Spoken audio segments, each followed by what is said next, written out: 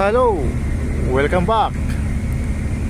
So for now, andito na naman tayo sa puerto ng Sandalsura, Norway. So kakadikit na natin kagabi, tapos kagabi nagsimula na din yung discharging natin. So ngayon, ipasilip ko sa inyo ngayon yung puerto ng Sandalsura, Norway. So parang kahawig din siya sa Ardalstange, Norway. Parang didiin din dito, lawa din ito eh. So ito, yun, nasa loob kami ng lawa at saka of course pinapaligiran kami ng mga bundok-bunduking batong-bato. Grabe, no? Pero yun, ganun din, no?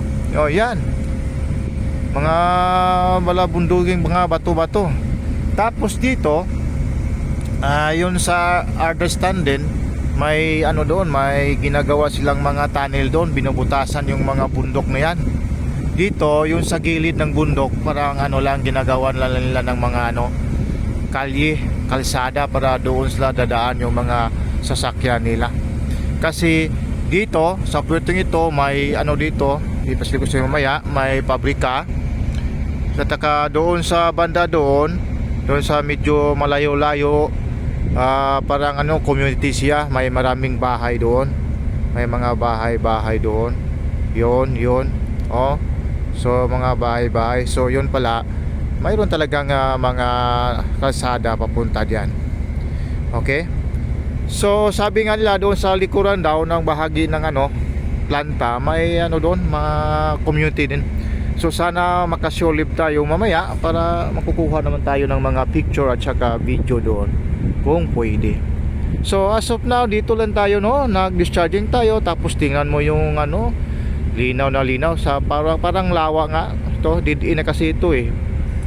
For us kaming pumapasok galing sa Anchorage papunta dito channeling. Okay, so ganyan siya. Ngayon nag-discharging operation. Ganito siya. Tapos yun, yung mga lagang crane natin, relax lang muna sila. At saka ang ginagamit dito pag discharge is yung vacuum. So mabilis yung pag discharge talaga ng kargada namin, parang mga alumina yun, galing Germany. So ito palang kargada namin, parang isa siya sa main product dito na i-combine sa ginagawa nilang mga produkto, So yung parang mga zinc anode yung nakita namin doon sa Ardalstange, kaya dito ganun pa rin siguro. Kasi katingnan mo yung view dito, grabe talaga, so ayos na ayos, yun, kahit dito man storage yan sa planta nila. Tapos yun, bundukin pa rin, grabe, ayos talaga. Puntahan natin sa kabila.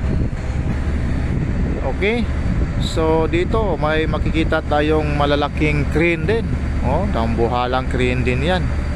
Okay, so ganon pa man, bunduk-bundukin talaga, mababato dito.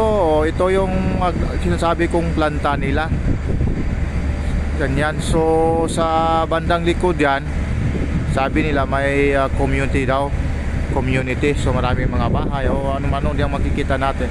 Kaso lang hindi tayo makapagbili diyan eh, local money ang ginagamit dito eh. So yung euro, yung dollar, hindi uubra dito. Dapat talaga may card ka, o may credit card ka, o debit card ka. So ngayon, paslip-silip lang tayo. Tingnan natin yung view doon, ayos na ayos talaga, di ba?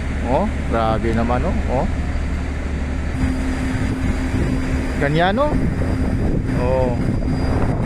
so grabe talaga yung nicho dito sa Sandalsura, Norway. So ganyan lang. So for now, ganyan lang talaga ipasisilip ko sa inyo. Kasi parang dito bawal dito yung mga picture. Matago-tago lang nga tayo nagkuha ng video. Okay, so I think that's all.